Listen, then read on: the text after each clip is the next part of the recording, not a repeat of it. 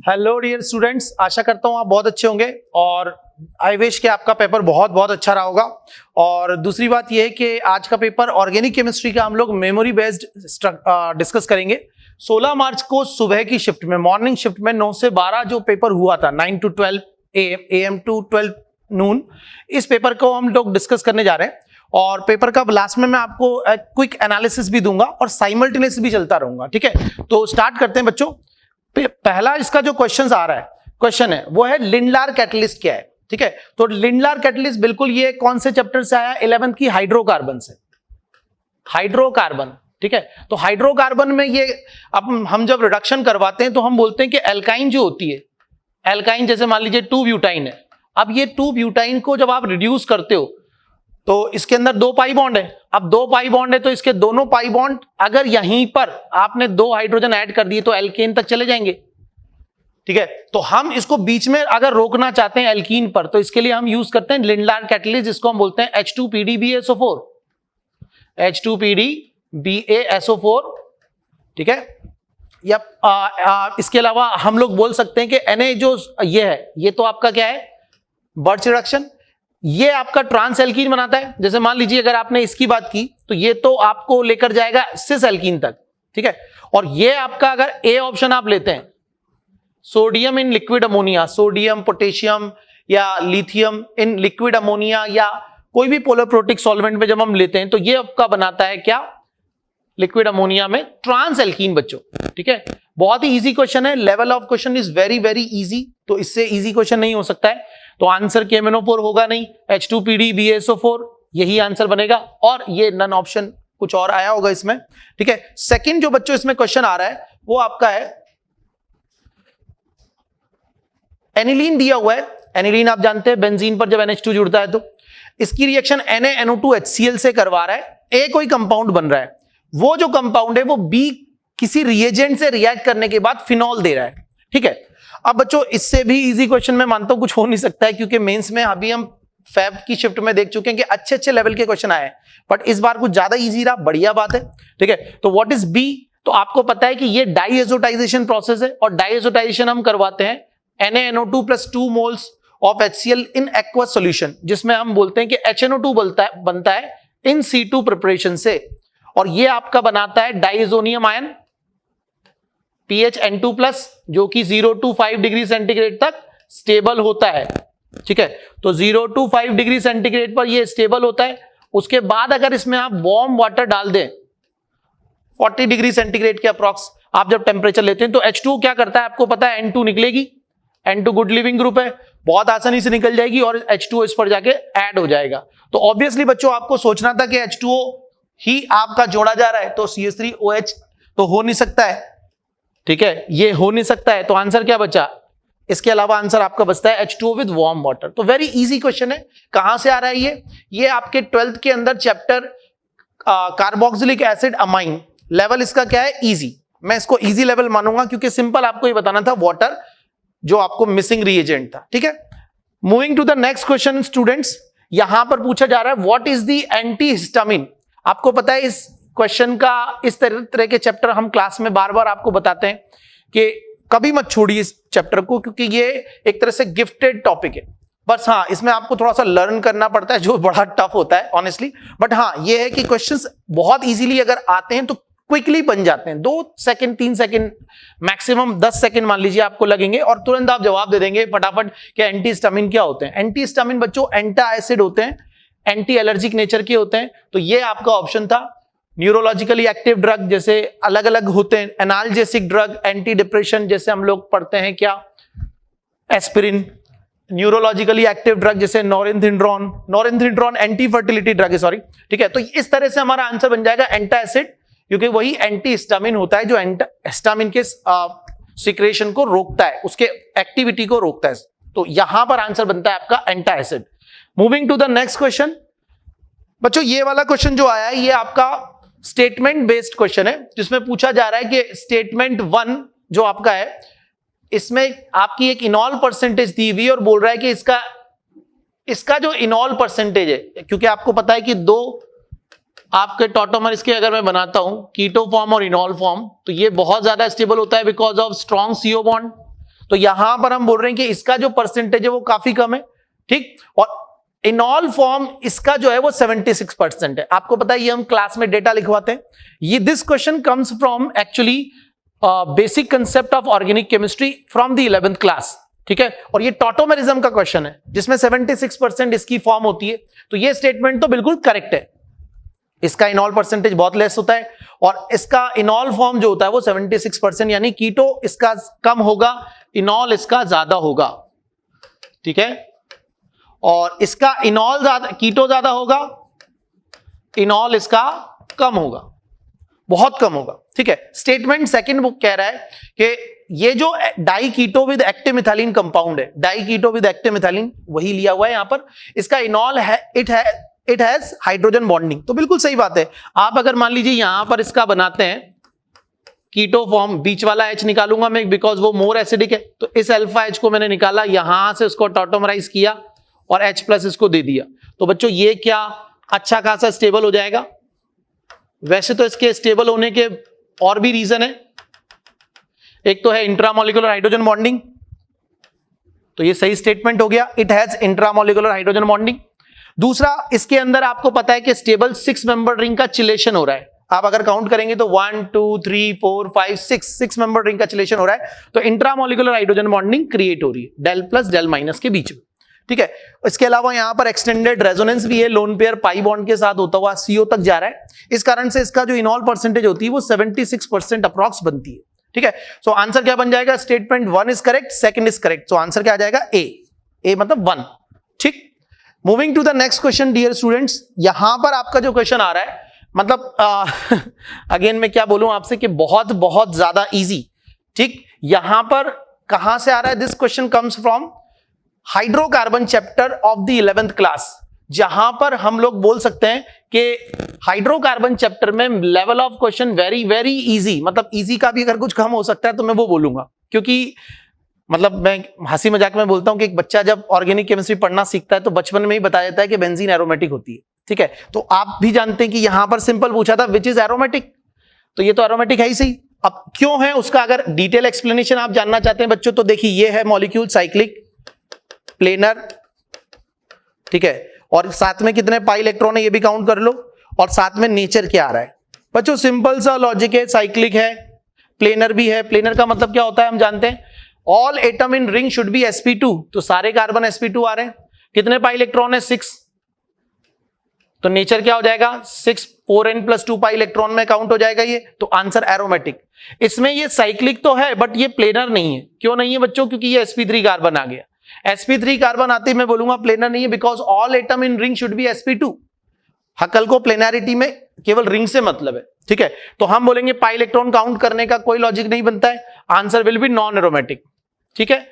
Moving to the next option, cyclic है, बिल्कुल है, प्लेनर भी है, sp2 सारे कार्बन आ रहे हैं, कितने पाई इलेक्ट्रॉन आ रहे हैं 4 पाई इलेक्ट्रॉन, नेचर क्या बन जाएगा anti aromatic, unstable at room temperature.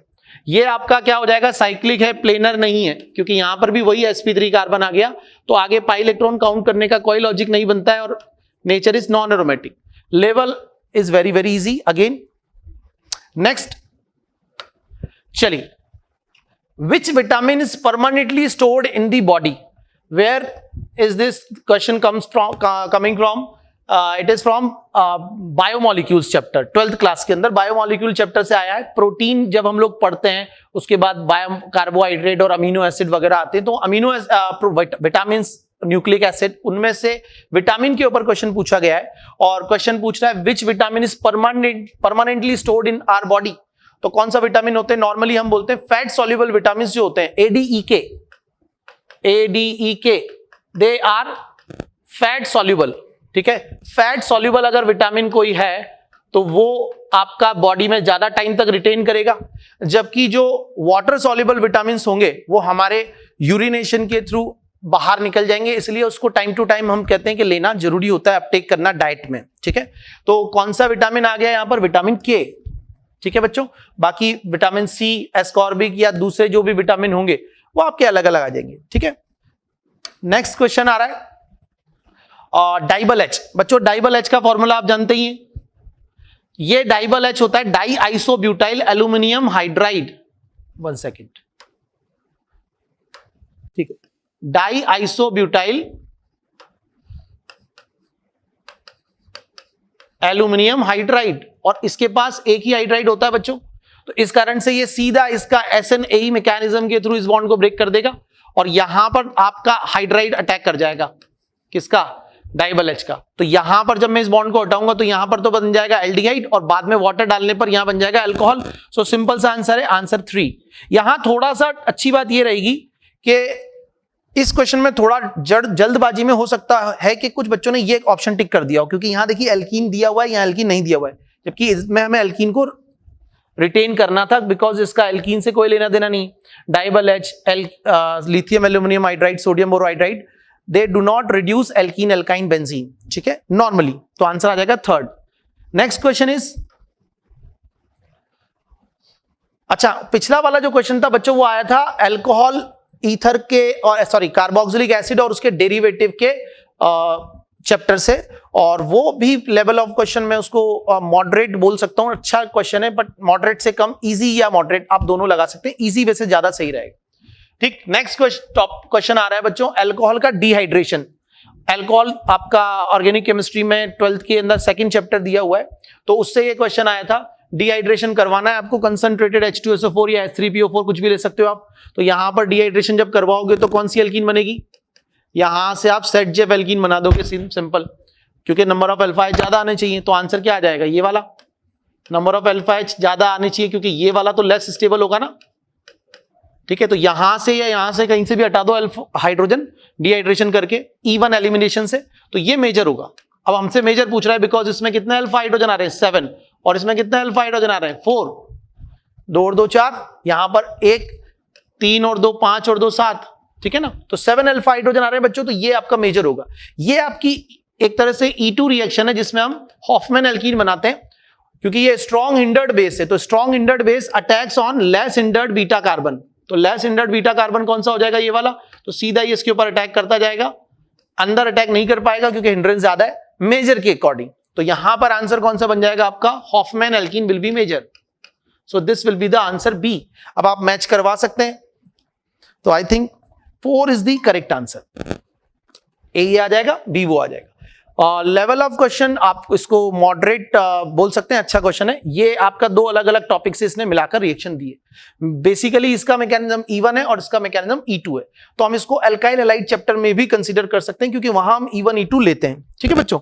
Next question is coming from amine chapter class 12, और लेवल इसका मॉडरेट है, बढ़िया क्वेश्चन है, अच्छा क्वेश्चन है, और मॉडरेट से थोड़ा ऊपर भी ले सकते हैं आप इस क्वेश्चन को। तो यहां पर बच्चों पूछ रहा है, in which of the following Hofmann bromamide reaction does not, बच्चों डज नॉट हमेशा याद रखें, अक्सर ये गलती होती है, कई बार हम लोग देख नहीं पाते हैं या देखते हैं लेकिन हमारा ब्रेन कुछ और कंपाइल कर रहा होता है, तो ध्यान रखो नॉट टेक प्लेस पूछा, डज नॉट टेक प्लेस। यहां पर देखिए Br2NaOH है, अब Br2NaOH बच्चों आपको पता है यहां पर आपका क्या कर जाएगा, Br2NaOH देखिए अगर कीटोन पर मिथाइल कीटोन्स या मिथाइल वाले एल्डिहाइड जो होते हैं CH3CO ग्रुप वाले, उसके साथ तो हेलोफॉर्म रिएक्शन करेंगे, और अमाइड के साथ कौन सी रिएक्शन करेंगे, जैसे इस ऑप्शन को देखिए, तो यहां पर आपकी ये सीधा हॉफमैन ब्रोमाइड रिएक्शन करेगा, और किस मोल में रिएक्शन होगी, 1:4 रेशियो में, और ये हॉफमैन ब्रोमाइड रिएक्शन हो जाएगी। तो ये तो हो रही है, तो ये ऑप्शन तो नहीं हो सकता। अब इसमें क्या हो रहा है, यहां पर पहले हेलोफॉर्म रिएक्शन हो जाएगी, हेलोफॉर्म रिएक्शन में बच्चों यहां पर क्या बन जाएगा, कार्बोक्सिलेट सॉल्ट, और साथ में क्या बन जाएगा आपका प्लस CHBr3 ब्रोमोफॉर्म। अब इसके बाद वो बोल रहा है अमोनिया से रिएक्शन करवाओ, तो यहां पर मतलब हमें साफ दिख रहा है कि ये हॉफमैन ब्रोमामाइड की तरफ नहीं जा रहा है, ठीक है, तो हॉफमैन ब्रोमामाइड की तरफ ये नहीं गया। इधर अगर हम सेकंड की बात कर रहे हैं तो ये आपका जा रहा है। इसमें हम बात करें तो देखिए यहां पर आपका pH, इसको मैं pH मान सकता हूं, तो pH C double bond O minus Na plus sodium benzoate, plus साथ में क्या बन रहा है आपका CHBr3, हेलोफॉर्म रिएक्शन करवा दी। इस पर जब आप H प्लस डालोगे तो H प्लस डालने पर अमोनिया के साथ रिएक्शन करने पर आपका क्या बन जाएगा, H प्लस लेते ही तो पहले आपका बन जाएगा PHCO2H। तो यहां पर अगर मैं लिख दूं पूरा डिटेल में आपके लिए, तो लीजिए आप, ठीक है, तो यहां पर आपका बन जाएगा PHC डबल बॉन्ड OH, और जब अमोनिया के साथ इसको आप हीट करेंगे तो आपको पता है अमोनियम कार्बोक्सिलेट बनता हुआ यहां पर H2O निकाल देगा, डिहाइड्रेशन होते हुए आपका अमाइड बन जाएगा। और जैसे अमाइड बनेगा बच्चों, यहां पर PHCONH2 आगे क्या कर जाएगा आपका हॉफमैन ब्रोमामाइड, अमाइड के साथ वो हॉफमैन ब्रोमामाइड करता है, तो ये बन जाएगा आपका PHNH2। ठीक है बच्चों, तो ये आंसर आपका ये भी हॉफमैन ब्रोमामाइड की तरफ जा रहा है, यहां पर भी चला जाएगा। यहां कुछ डाउट बच्चों को हो सकता है कि सर यहां पर हम पार्शियल हाइड्रोलिसिस करेंगे या कंप्लीट, तो यहां पार्शियल हाइड्रोलिसिस कर रहा है क्योंकि तभी आप Br2KOH को यूज कर सकते हो, Br2KOH को। तो यानी साइनाइड का जब हम पार्शियल हाइड्रोलिसिस करेंगे तो यहां पर बन जाएगा आपका PHC डबल बॉन्ड ONH2। फिर उसके बाद ये पहला रिएजेंट डाला, दूसरा रिएजेंट जैसे मैं डालूंगा तो यहां पर आपका बन जाएगा PHNH2। ठीक है, तो ये भी आपका जा रहा है। हालांकि यहां पर एक कंफ्यूजन ये आ सकती है आपको एग्जाम में कि सर इसका परमानेंट हाइड्रोलिसिस क्यों नहीं किया, तो ऑब्वियस बात है क्योंकि आंसर यहीं पर आ चुका है तो आपको इसको अमाइड तक ही रोकना पड़ेगा। ठीक है, अगर कंप्लीट हाइड्रोलिसिस आप करते हो तो आपका कार्बोक्सिलिक एसिड बनता जो आगे उससे रिएक्शन करता ही नहीं। ठीक है, तो इसको आपको पार्शियल हाइड्रोलिसिस या इनकंप्लीट हाइड्रोलिसिस करना पड़ेगा, तो आंसर बनता है 1। ठीक है, नेक्स्ट क्वेश्चन, और ये इसके सॉल्यूशन है बच्चों, आप चाहे तो देख सकते हैं। ठीक है, चलिए last question again coming from 11th class, basic concept of organic chemistry, जिसमें प्यूरिफिकेशन टेक्निक है। ये भी आपका बिल्कुल chemistry in everyday life, biomolecule, polymer, और ये आपका बेसिक कंसेप्ट वाला जो टॉपिक है प्यूरिफिकेशन वाला, बहुत इंपॉर्टेंट है और बहुत ही इजी टॉपिक है अगर अच्छे से करके तैयार करके जाएं तो। ठीक है, एनसीईआरटी बेस्ड टॉपिक है, इजी क्वेश्चन है, इजी लेवल है। और क्वेश्चन क्या पूछ रहा है, chromatography not affected by which of the following. तो देखिए सॉल्युबिलिटी से तो अफेक्ट होगी, डेफिनेटली होगी। यहां पर मोबिलिटी ऑफ सॉल्वेंट, जितना मोबिलिटी ज्यादा होगी उतना ही उसका जो आपकी क्रोमेटोग्राफी होगी वो सेपरेशन जल्दी होगा। इसके अलावा हम बात कर सकते हैं लेंथ ऑफ कॉलम, तो जो कॉलम की आप लेंथ जो लेते हो, जितनी आप बढ़ाते जाओगे उतना ही क्रोमेटोग्राफी के सेपरेशन पर भी असर पड़ेगा, इफेक्ट होगा। और स्टेट ऑफ प्योर कंपाउंड इस पे नहीं होगा। क्यों नहीं होगा बच्चों? क्योंकि स्टेट ऑफ प्योर कंपाउंड आपको कुछ भी हो सकती है, लेकिन हमें लेना तो लिक्विड के या गैस, लिक्विड के फॉर्म में लेना पड़ेगा। ठीक है, लिक्विड और गैस। तो हम यहां पर बोल सकते हैं प्योर कंपाउंड जो है वो अपनी किसी भी स्टेट में हो, हमें लेना उसको क्रोमेटोग्राफी में एक ही स्टेट में लेना पड़ता है। नॉर्मली लिक्विड हम लेते हैं तो इसलिए उसके ऊपर कोई डिपेंड नहीं करेगा, क्योंकि उसका हमें सॉल्यूशन बनाना ही पड़ेगा। ठीक है, so this is all about the organic chemistry analysis. Paper के बारे में मेमोरी बेस्ड था। आपको मैं ये बात बोल सकता हूं कि बहुत ही इजी पेपर रहा है ये वाला, तो डेफिनेटली आप इसमें बहुत अच्छा अचीव कर सकते हैं। इसलिए यहां पर ये बात जरूर बोली जाती है कि जब भी आपका कोई सब्जेक्ट वीक होता है, जैसे कई बच्चे कई बार बोलते हैं कि सर ये सब्जेक्ट बहुत वीक है, तो वीक सब्जेक्ट पर इसीलिए थोड़ा बहुत तैयार करके जाना चाहिए, क्योंकि कई बार ऐसे ऐसे क्वेश्चन आ जाते हैं जो आपकी झोली में आ जाते हैं। ठीक है, जैसे कि बेंजीन वाला एरोमेटिक हमने बताया, तो इजी क्वेश्चंस को हमेशा ट्राई करना चाहिए, क्योंकि इसमें आपको कितना भी आपका सब्जेक्ट वीक हो, डेफिनेटली यू विल स्कोर। ठीक है, थैंक यू।